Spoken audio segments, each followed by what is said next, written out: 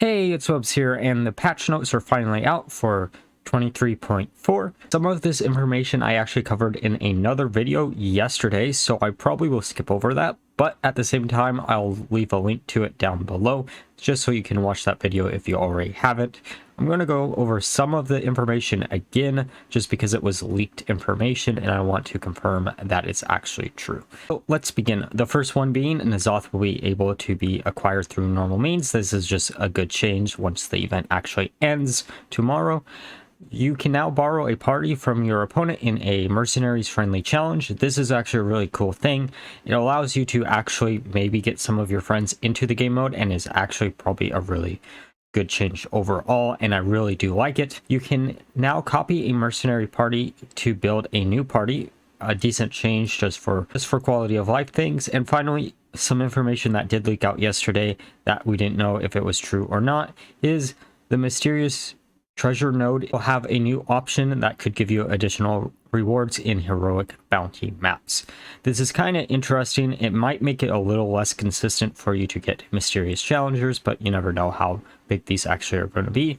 The other thing that was leaked out yesterday was Yshaarj is getting an event similar to the N'Zoth one, and it is going to have 10 tasks like all the other events that we've seen so far, and it's going to center around humans and pirates. And because of some of the other mercenaries that are getting released tomorrow, this will be a lot easier. And the other really cool information is everyone will be getting a Tyrael mercenary for free in coordination of the release of Diablo Immortal. Pretty cool to actually see, and that should be available tomorrow. So that's one free legendary mercenary that you don't actually have to open up. Yshaarj is actually the first mercenary revealed, and he's going to be a free mercenary if you do the event. He is a old god, of course, because he was one of the 4 old gods, unless you count Gahun, and at max level he has 9 attack and 85 HP. His first ability is Defiled Attack, which at level 5 has a shadow tag, speed of 6, borrow 5 attack from all friendly characters this turn, attack an enemy, death blow, repeat this. This actually makes me really happy to see, because my prediction for Yshaarj was actually spot on. He was going to be the attack based old god mercenary. It makes a lot of sense given the fact that he is tied to the Shaws from Mists of Pandaria, where most of them took on emotions usually associated with physical rage and so on and so forth. So this is actually really cool to see. If you can actually gain a bunch of attack in a old god based team and generate a bunch of tokens, this should be used really easily. Second ability is Strength of Yshaarj. At level 5 it has a shadow tag, a speed of 1, gain taunt, and take 6 less damage this turn. Old gods abilities refresh 3. So it looks like this is going to be a reoccurring theme between all of the old gods, where their second ability refreshes other old gods abilities by 3 or something other than that. It's a really cool way to actually see these big mercenaries are going to interact with each other, and this is actually probably going to have a lot of potential for the future. And finally, his last ability is Rage Unbound. At level 5 is a shadow ability with a speed of 2, a cooldown of 10, which is insane. But at the same time, you should be able to increase the speed of this pretty quickly. Give all your characters plus 20 attack, and they attack random enemies. This is really, really good for any type of build that wants to buff up their mercenaries attack for a lot. However, this is probably only going to fit into a old god center build, where you can actually make the cooldown of this a lot lower than 10. Otherwise, this ability is completely useless, and I can't see a way that you would actually play this in any type of build that doesn't use this and N'Zoth. If we see more old gods, which I very much think we will in the future, I think this will be a very powerful mercenary overall. It just needs some more support. The first equipment he has is Mark of Yshaarj, which is at level 4, Defiled Attack, borrows an additional 5 attack. This just makes him scale even quicker, which is actually pretty good if you can afford to actually get rid of 10 attack on all your other mercenaries if they don't actually attack. His second equipment is Heart of Yshaarj, which at level 5 is a passive that whenever this merc is attacked, gain plus 5 attack. This is the whole central idea behind him. The fact that he's going to gain an absurd amount of attack really quickly, and it's really actually kind of cool to see. However, I don't know if this one will be played too much with this equipment, just given the fact that it requires your opponents to actually attack into this mercenary, which might be a little bit harder. And his final equipment is Idol of Yshaarj, which at level 4, it makes Rage Unbound give an additional +8 attack. This makes that ability even stronger, but I think, honestly speaking, the first equipment is going to be the one that a lot of people use whenever he's in a build. The last one has a lot of potential when future old gods actually come out, but until then, I don't think that one's going to see too much play. The only thing disappointing to me about him is he doesn't actually have anything to do with any of the Yshaarj. I know the Yshaarj haven't made their way into Hearthstone overall, but it would have been cool to maybe see a death rattle equipment that summoned some of the Yshaarj whenever he did die, because that is the origin of the Yshaarj in the Warcraft universe. But it's cool to see how well he actually just scales up insanely quickly, and honestly probably is a well-rounded mercenary for an old god mercenary team once more actually get revealed. The next mercenary revealed is Tyrael, who is our second Diablo based mercenary. He is a legendary fighter. Everyone's going to get him for free. He has 12 attack, 75 HP at max. His first ability is Divine Blade Strike. At level 5 has the Holy Tag, a speed of 5, attack an enemy, Holy combo, deal 15 damage to them. Because Holy is getting a bunch of new ways to actually scale up their damage, this ability is actually probably pretty good, and does give Holy a new type of mercenary that they didn't really use before in the form of a fighter, since most of the Holy based mercenaries are either protectors or casters, and the really good ones are really just casters. Tyrael has been a better Holy based mercenary since they gave Holy tags to his other abilities, but this is a nice little addition to the team that was much needed. Holy Judgment is his second ability, which at level 5 has the Holy tag, a speed of 5, deal 10 damage to an enemy, Holy combo, freeze them. This is a weird little interaction. Freeze is not something that I would have expected out of a Holy based mercenary, which in theory could make him a little bit annoying to actually deal with when you're playing against him, but it does give some little interaction that I wouldn't expect out of the team, and does give some increased survivability if you do actually manage to hit a opponent's mercenary that might be focusing down either your villain or Anduin. And finally, his last ability is Angelic Protection, which at level 5 has the Holy Tag, a speed of 5, a cooldown of 1, and you gain taunt for 2 turns. Holy combo, other friendly characters take 10 less damage next turn. This is honestly just a worse Cornelius taunt ability. Sure, you do actually protect your other 2 mercenaries, but at the same time, I don't know if you're ever going to want to use this ability if you can actually just run Cornelius instead. It really just depends on what the metagame looks like, and because I didn't see any nerfs in this patch notes for Trigor, I don't think this ability is going to be used too much because it doesn't actually protect him. And now for his equipment. Ruin is his first equipment that makes Divine Blade Strike deal 5 more damage. This is a kind of boring equipment, but it's all right, I guess.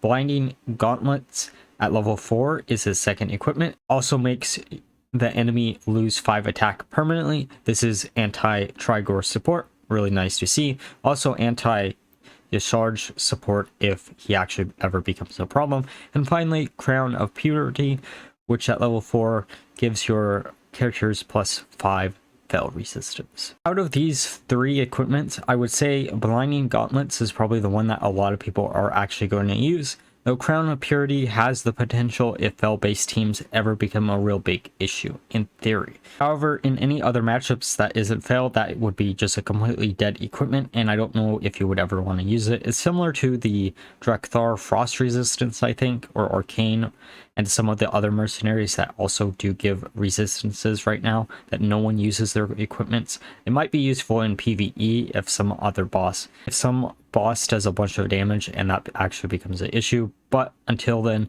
I don't think that equipment's going to be used at all. Now, because we actually cover the Naga, we're just going to move on to the first non-Naga mercenary, Captain Hooktusk, which is an epic caster and a really cool one at that.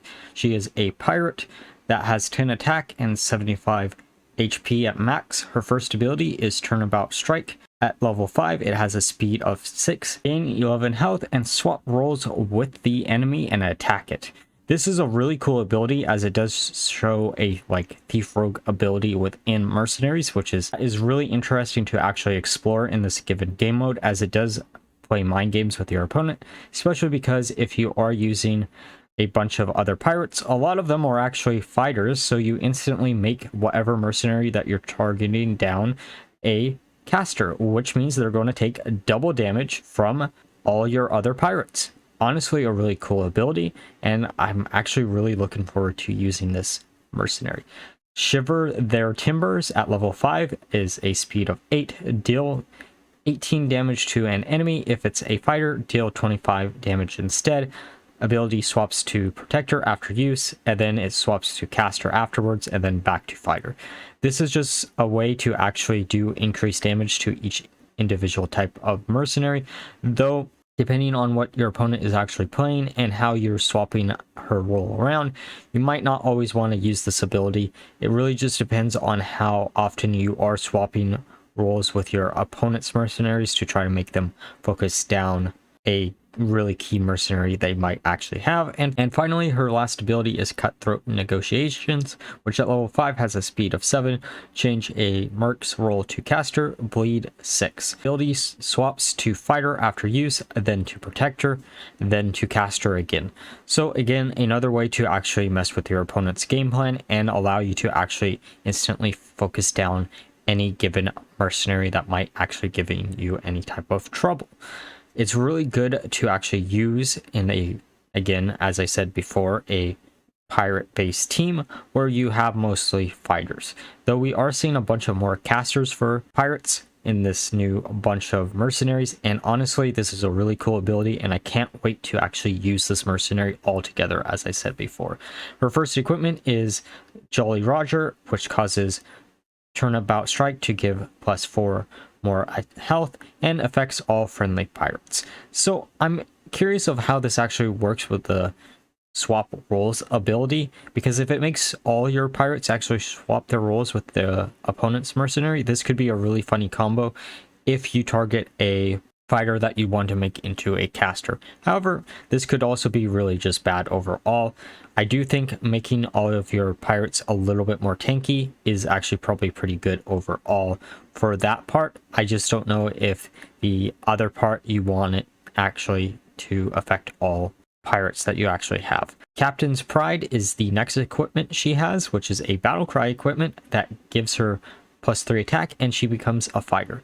This could make some really funny little mind games with PvP, where your opponent is expecting you to actually have more than one caster on a given team or something else, and you really just have a bunch of fighters instead. This could be really good, but at the same time, I think her main strength is going to be the fact that she is a caster currently, and the fact that most pirates are actually fighters, at least the ones that are actually playable. And finally, her last equipment is Prop Knife, which at level 4 makes Cutthroat Negotiations. Store 20 health if it's used on a friendly character. Nice little heal for pirates. They actually kind of needed something like this, but at the same time, I would almost want to use the final ability always aggressively instead of defensively, so I don't know if this is going to be seeing much play. I honestly expect the first equipment to be the one that most people default to, because that's the most survivability out of the 3. And now, Patches has made his way into Mercenaries as a rare caster pirate. He has 1381 stats at max level. His first ability is I Mighty, and at level 5 has a speed of 7, attack an enemy, summon a 10/5 pirate with rush, patchling pirate, speed 4, 10 attack, 5 HP, rush. So this is a way to actually just spam the board with a bunch of pirates. This is very similar to Nefarian for dragons, except a little bit worse, I would say, overall. But given one of the later equipments, it actually makes it a lot better. And honestly, not a bad ability. His second ability is I Captain, which at level 5 has a speed of 9, a cooldown of 1. Fill your board with 10/5 pirates with rush. This is basically just a better version of his first ability, a little bit slower, but with Edwin around, you could just speed it up instantly. And finally, his last ability is Crew the Cannons, which at level 5 has a speed of 6, a cooldown of 1, and Friendly Pirates deal 10 damage to enemies opposing them. Basically turns all pirates into Eudorus cannons, even though we're not actually seeing any support for Eudorus cannons. This is actually a pretty cool ability overall. Again, he is very similar to Nefarian, just for pirates instead of dragons. His first equipment is Hook the Crew, which at level 4 makes pirates summoned by I Mighty and I Captain have plus 5 HP and are immune while attacking. This is probably going to be the default equipment for him if you do want to use him as a way to just spam up a bunch of other pirates, which actually have a lot of synergy with some of the other abilities pirates currently have, such as Edwin's final ability. His second equipment is Arms Locker, which at level 4 has a passive of whenever a friendly pirate attacks, give it plus 5 attack. Really good ability overall. This could also be used. Honestly, both of these equipments are really good. And the final equipment is actually really interesting too. I'm in charge now, which is a reference to his original battle cry whenever he actually was played out. And at level 4, Bench. After a friendly pirate merc dies, summon this merc, gain plus 3 attack and attack a random enemy. So this and another later mercenary that we'll actually talk about actually will allow you to have 4 mercenaries out at the same time instead of just 3. A really cool ability if you want to actually abuse something like that. But for the most part, I would honestly say either the first equipment or his second equipment is going to be the default in a pirate base build. I could be completely wrong, because having 4 mercenaries out at a given time could be really, really strong. And now for the first of the League of Explorers, Reno Jackson, who is a legendary caster, human, with 10 attack, 82 HP at max. His first ability is Gatling Wand, which at level 5 has Arcane Tag, a speed of 3, deal 11 damage to a random target, plus 3 damage each time this merc takes 20 damage. This, in theory, is actually pretty good if you do put him in a human-based team, wherever you can actually just keep him alive for a long period of time. However, outside of this, the damage isn't going to scale up that quickly. It's still really good to see more arcane synergy since we haven't seen much, but at the same time, the arcane synergy that already exists doesn't actually want something that isn't a dragon or a beast. And since he is neither of those, because he doesn't actually transform, which is kind of disappointing, I don't know if he'll fit in there. I'm assuming he's going to probably fit more in a League of Explorer team or humans. Dazzling Flexin at level 5 is his second ability with another arcane tag, a speed of 2, deals 7 damage to an enemy, and gain taunt. Their next ability targets this merc if possible. This is kind of interesting as it does force your opponent to actually target him instead of one of your other mercenaries. Could be really cool, especially given one of the later equipments, and does allow his first ability to scale pretty quickly if you can actually just keep him alive. You could, in theory, combo this with one of the Nagas that was discussed yesterday, where you just freeze him and then make him use that ability so you can make him immune, and then also make him just gain a bunch of attack damage. His final equipment is That's My Treasure, and at level 5 has a speed of 5, cooldown of 1, restore 15 to 25 HP to this merc, deal damage equal to the amount healed to a random enemy. This is a little bit of an RNG ability, which I guess is very in style for Hearthstone, but at the same time, right now, Mercenaries doesn't really have too much RNG when it comes to healing abilities and damage like this. It could make some awkward breakpoints and some awkward, if you're lucky or not lucky enough to actually make it use too much, but at the same time, it's not a terrible ability. His first equipment is Explorer's Hat, and at level 4 makes Dazzling Flexin, deal 10 more damage and affect all enemies, but has a cooldown of 2. Really nice to actually see some more ways to make him a little bit more targetable, and thus allowing his first ability to scale up a bunch. His second equipment is We're Rich Battlecry. If you have at least 2 explorers in play, restore 100 health to friendly characters. This is a nice little heal for the Explorer League build that might actually float around given some of the other mercenaries that are here, even if we're not actually getting Sir Finley yet. And his final equipment is Treasure Inspector. Death Rattle casts 2 random treasure abilities. This really depends on what these treasure abilities actually are, if this is actually going to be used or not. I don't think I've seen any information on what they are, so I'm assuming they might be related to the original League of Explorers adventure or something else, but who knows. Honestly speaking, I would mostly expect it to be used in combination with him, just given some of the other synergy that we'll see in a little bit. The next League of Explorer Mercenary is Brann Bronzebeard, who is a epic protector. He is a dwarf with 8 attack, 84 HP at max stats. His first ability is Trusty Whip, which at level 5 has a speed of 5, deal 12 damage to an enemy. Your characters gain +3 frost resistance. This does absolutely nothing against local R. It just nets you basically 0, and it also does trigger local R, so I don't know why it's only +3, but it is what it is. His second ability is Summit Campfire, which has the fire tag at level 5, a speed of 3. Your characters gain +4 frost resistance, and your characters deal critical damage to enemies that have already acted this turn. This is really nice against teams that are actually really quick, as we are seeing a lot of hatred for those types of builds. But this ability itself is pretty quick too, so it's not as good as something else since it doesn't actually do any damage along with it. And the final ability he has is the Bronzebeard Spirit, which at level 5 has a speed of 8, cooldown of 2, restore 25 health. If it has acted already, then a repeat their ability. This is a really cool synergy in theory with a lot of the longer cooldown mercenaries, or even just something that you want to repeat more than once in a given turn, and probably the real reason why you'd be wanting to run him in any type of build, because this could be really frustrating to just actually play against. His first equipment is Relic of Old Doom, which at level 4 gives him +7 HP, and your abilities give fire resistance instead.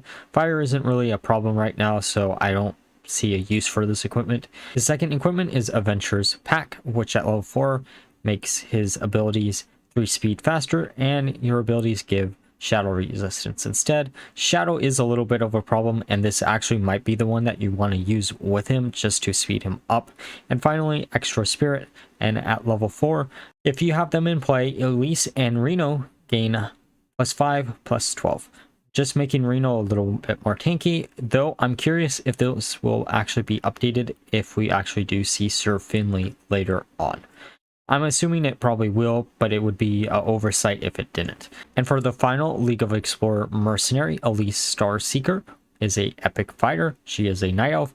She has 7 attack and 86 HP at max. Her first ability is Starseeker, which at level 5 has a nature tag, a speed of 6, gain +8 health, and attack an enemy. Nature combo, deal damage equal to your attack instead. I don't know if this will actually see play over some of the other nature-based mercenaries currently. She does have the advantage of being a pretty decent fighter mercenary for nature, which is something they were kind of missing. So if you want some more diversity in that team, this ability fits perfectly there. Her second ability is Guiding Paths at level 5, nature, speed 3, cooldown of 1, restore 13 health to all friendly characters, advance the golden monkey 1 step. Really good heal, just generally speaking, for nature-based teams, or anything really, as a AoE heal is just good overall.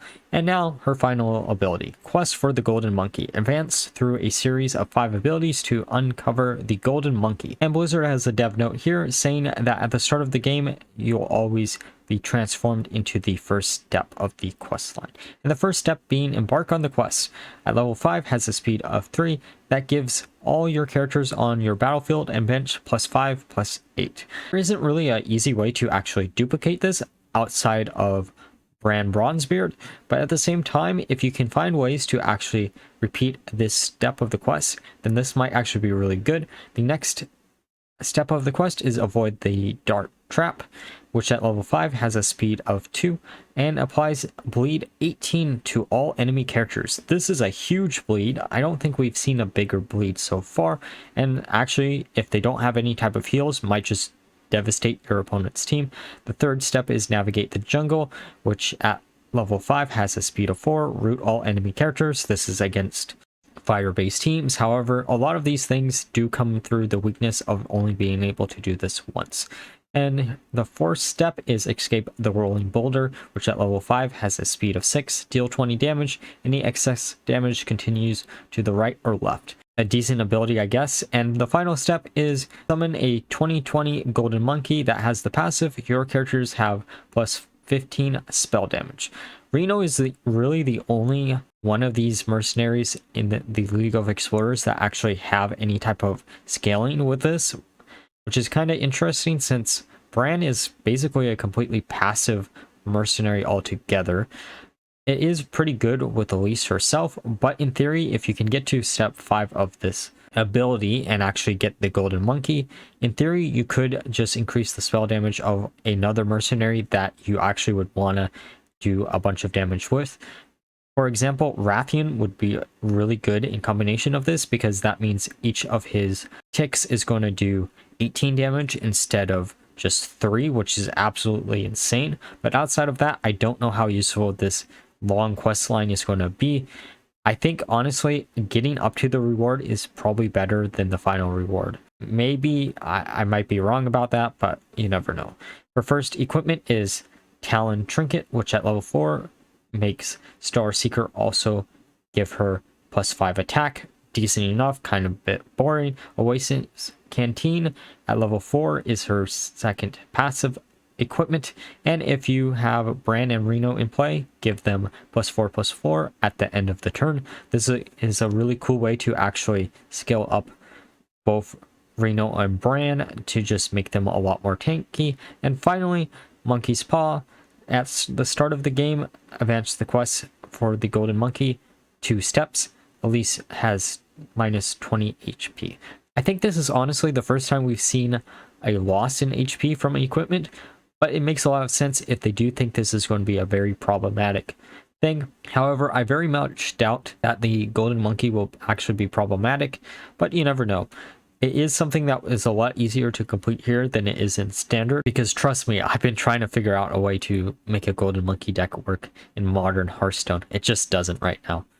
I'm actually really looking forward to using the League of Explorers since they are really cool, like semi-synergy between each other, even though they're not actually a tribe themselves. Honestly, it's a really cool step in the right direction in a type of mercenary that I did not expect to actually see in Mercenaries. And now, Maestra. Maestra is a epic caster. She is an orc, and at max level, she has 10 attack, 74 HP. Her first ability is Dirty Tricks. At level 5, has a shadow tag, a speed of 3, a deal 14 damage to the enemies across from this mark. Decent enough ability. In theory, this could do 28 damage in a given turn without any critical strike. Just would require you to actually spawn one type of add on your side of the board.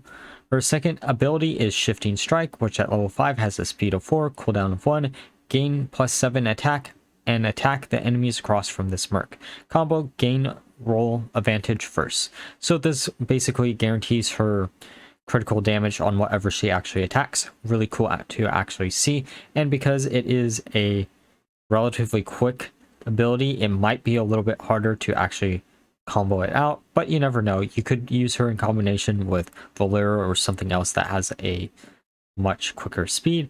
And finally, her last ability is Sudden Betrayal Shadow, speed of 8, cooldown of 1, give an enemy +15 attack this turn, force it to deal its attack to neighbors. So if your opponent is playing a attack-based mercenary team, this is completely awful. However, if you're playing against something that uses mostly casters and they have no way to actually attack, this is actually pretty decent overall and could serve as a way to actually do lethal damage to 2 of your opponent's mercenaries, even if they are an attack-based team. It really just depends on how quick she can actually get this off. Her first equipment is Mask of the Mummy, which at level 4, bench after a friendly merc dies, summon this merc who uses Dirty Tricks 5 immediately. This is what I meant earlier by you could actually have 4 mercenaries instead of 3. Really cool to actually see. I honestly think this is actually a probably pretty decent ability overall. Her second equipment is Mask of Mimicry, which at level 4, bench after a friendly merc attacks, swap it with this merc who uses Swifting Strike immediately. I don't know how useful this is actually going to be, but at the same time, it could in theory be useful if you want to swap out and fake out your opponent for something so you can actually gain role advantage. And finally, her last equipment is Mask of Rage, which on the bench, after an enemy minion is summoned, swap your lowest health Merc with this Merc who uses Sudden Betrayal immediately. Honestly, out of these three equipments, I'm expecting the first one to be the one that a lot of people use, just because you can get such a big advantage by having 4 mercenaries out at a given time. It really just depends on how minion-based teams actually line up in the end. But honestly, this is a really cool mercenary, and I'm looking a lot forward to actually using her. And now for Baine Bloodhoof, who is a rare protector. He is a Tauren, of course, since he is the son of Cairn. He has 12 attack and 84 HP at max. His first ability is Mulgore Might, which at level 5 has a speed of 7, attack an enemy, and gain +2 healing power. Nature combo, restore 15 health to this Merc. Honestly, a pretty decent protector for nature if this actually had the nature tag, but sadly it doesn't. A little bit frustrating, but it is what it is. Though I will say this is a second way to actually scale up healing power, and if you can combo this in a nature team, this is just a native way to actually scale up your healing of Malfurion if you want to use it in combination, especially given the next ability, which is Chain Heal, which at level 5 has the nature tag, a speed of 3, a cooldown of 1, restore 20 health to a friendly character. Repeat this up to 2 damaged adjacent characters. Really cool to see additional healing for nature. However, it isn't honestly that needed with Malfurion actually currently existing, and you also do have Lady Anaconda, but it is another protector for nature, so maybe it'll actually get used. And his final ability is Earth Mother's Fury, which at level 5 has a nature tag, a speed of 10, cooldown of 2, deal 25 damage to all enemies, death blow, set the cooldowns on all enemy abilities to their original value. This is a little bit annoying to actually play against, as you could easily trigger this using Cookie or something else that could spawn something to your opponent's board. This is again more anti-support for minion-based mercenary teams, and if you can actually get this off, it's going to be very devastating for a lot of teams, especially if they have a set rotation of abilities they actually want to use. His first equipment is Totem Mastery, and at level 4 summons a 0-10 grounding totem whenever he is played. Grounding totem has 0 attack, 10 health. Whenever an adjacent character takes damage, this minion takes it instead. This could prevent your opponent from just hard targeting one of your mercenaries down on turn 1, though I don't know how useful this is actually going to be. His second equipment is Herbal Ancestry, which at level 4, Chain Heal, repeat on up to 3 additional friendly characters, but has an additional 1 cooldown. Interesting to see. In theory, might not actually be that bad if you are using him as a healer instead of Malfurion. I think this honestly will be the budget-friendly version of Malfurion for nature as a team as a whole, but you never know. And finally, his last equipment, Chieftain's Feather, which at level 4 gives him +7 HP and +4 healing power. Honestly, probably the default equipment that I would want to use on him. Totemic Mastery is also really decent overall, but at the same time, being able to increase the healing of all your other mercenaries is probably going to be the safest bet. And now for Maiev. Maiev Shadowsong is a legendary protector. She is a night elf, and at max level she has 10 attack, 78 health. And her first ability is Single-Minded Pursuit. At level 5, gain +10 attack and attack an enemy. This bonus is lost if this Merc ever attacks a different target. Interesting, this could in theory just scale infinitely until you actually swap targets, as this does scale really quickly, and I can't see where you wouldn't just want to hard target one target using her. If your opponent does have some type of taunt, you could just hard focus up the taunt minion that they've put up instead, but it really just depends on how you want to do it. Coup de Grace is her second ability, which is at level 5, attack an enemy, death blow, restore 25 health to this Merc, gain the role of the enemy. Kind of interesting. I would say that's a worse version of Captain Hooktusk's abilities, but at the same time, could be useful in theory. Could make her a lot harder to kill if she actually takes a fighter or even a caster, depending on what the actual makeup of your opponent's team is. And honestly, isn't a terrible ability overall. I just think she's worse than Captain Hooktusk. And finally, her last ability is Imprison, which at level 5 deals 10 damage to a Merc. Its abilities gain cooldown equal to the number of their benched Mercs. Return it to the bench. This is going to be really frustrating to actually play against, and honestly probably the reason why you are going to want her in any type of build.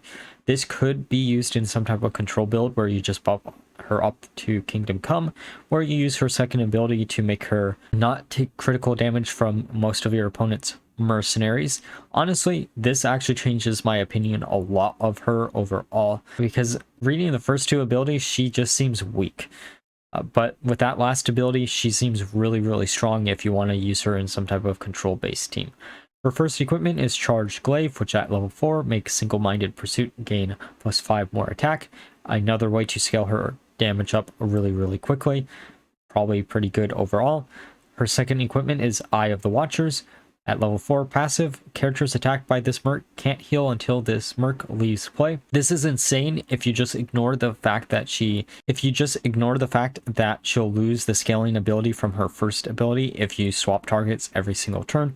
But at the same time, this could easily make it where your opponent can't heal, and that might be the main game plan, which could just ruin their day.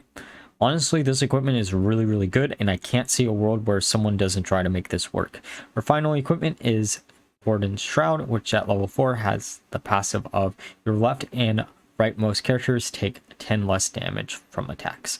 This is really good if attack-based teams actually become a real big threat, and we are seeing a bunch of attack-based mercenaries, so this could be really decent. But then again, Eye of the Watchers, I think, is honestly going to be the equipment that most people will use.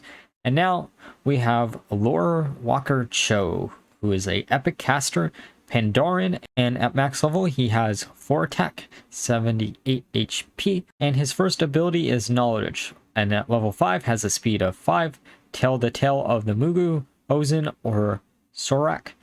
Tale of the Mugu summons a 15/15 Mugu with Rush and Deathblow, gain +10/+10. Tale of the Hosen at level 5 summons 2 10/10 Hosen Troublemakers that have +3/+3 for each other friendly Hosen Troublemaker. Tale of the Serok at level 5 summons a 25/1 Serok with Stealth and +10 spell resistance, which means it doesn't get instantly killed by N'Zoth's passive equipment. And between these three, honestly, the Serok is probably the better one in my opinion. If you can actually get the death blow off of the Mugu on something really low, then that might actually be the default one that you actually use. I'm going to assume this works similar to Kazakus's build Golem, where you can actually choose which one you actually want to summon. But if it swaps around, this is a lot worse of ability than that. Patience is his second ability, and at level 5 has a speed of 5 that gives +5/+10 to all friendly characters who have not acted yet this turn. This honestly might mean he's going to fit into either a Old God team or a Naga based team, depending on if you want to lose some of the synergy there. But honestly speaking, I would see him actually pretty decent in the Old God based teams, because you could just spam this ability over and over and over again, as it does not have a cooldown on it, which is kind of weird. Wisdom is his final ability, which has a speed of 1, a cooldown of 2. Your characters deal 5 more damage to this turn. Again, really good in a Old God based team, especially with Yshaarj actually giving so much damage and scaling so quickly. His first equipment is Stash of Scrolls passive. Your minions take 8 less damage. Again, really good in a Old God based team, especially because of the fact that he does generate tokens himself, so you could combo him with N'Zoth. Heart of Neutrality, which makes a lot of sense for a Pandaren. At level 4, gives him -10 health. Battlecry, become neutral. This means he can't actually take critical damage, and this is a really cool design space that they could actually go with. It makes so much sense that it's for Lore Master Cho too. Finally, his last equipment is Cho Family Heirloom, which at level 4 reduces all characters' attack by 20 this turn. So if you are using him in theory with old gods, this could be a little bit worse. But honestly speaking, you're probably going to use him with either the first equipment or the second equipment. Sure, he'll be losing out a little bit on stats if you use the second equipment, but he won't be taking critical damage, which should make him a little bit harder to just one-shot in a given turn. And now for Yrel, who is the final new mercenary. She is a epic fighter, she is a Draenei, and at max level she has 12 attack, 76 HP. Her first ability is Vindicator's Fury, which at level 5 has a holy tag, a speed of 5, attack an enemy, death blow, deal 15 damage to all enemies. Really cool to see if minions become a real big issue, as there are so many minion new mercenaries in this lineup. Honestly, this scales actually pretty easily with Volin, since it does have the holy tag and one of her later abilities too. So honestly, this is probably a pretty decent ability overall, especially if you want to make an attack base holy team. Radiant Light is her second ability, which at level 5 has a holy tag, a speed of 4. When another friendly character uses a holy ability this turn, they gain +6/+6. This is really good with some of the other holy based fighter mercenaries that we've actually seen. We actually have 3 of these now, so there might actually be just a build between those 3 and maybe some of the casters that are already decent on their own.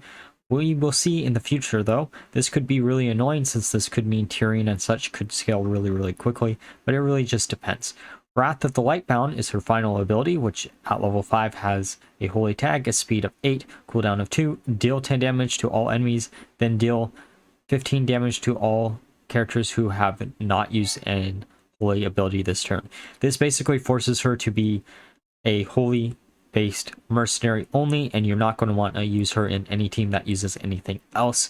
This does reference the fact that she was used in pure paladin, I guess, too, in standard.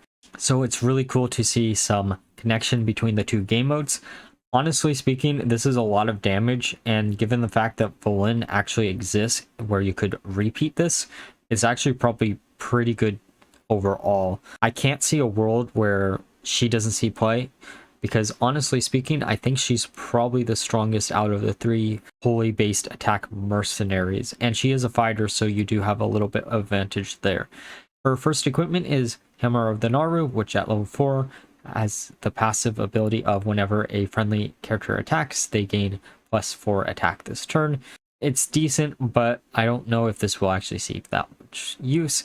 Liberum of Wisdom, which at level 4, end of turn, if you have used 2 or more holy abilities, gain +2 holy damage and +2 healing power. Probably going to be her default equipment, as all of her abilities are holy, and there's so many other holy based mercenaries you could use her in combination. And finally, her last equipment is Light of Karabor, which at level 4 is a passive that your characters have +5 shadow resistance.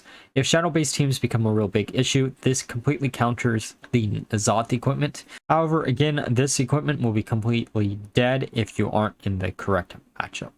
And finally, for the new zone and bounties that are being added, we are seeing 3 new bounties in Darkshore, and we're also exploring 10 new ones in Sunken City, which makes a lot of sense. Since this set is going to be centered around the Sunken City, I'm actually kind of shocked we didn't see any Murloc as new mercenaries, especially because we didn't see Sir Finley, but maybe they're saving them for a later event. Let me know which mercenaries that you're actually looking most forward to be using in the future. I'm looking forward to actually trying to make a old god based team just work between the 2 old gods we currently have and Lorewalker Cho. And like always, if you enjoyed the video, please leave a like, comment, and subscribe. Until next time, bye bye.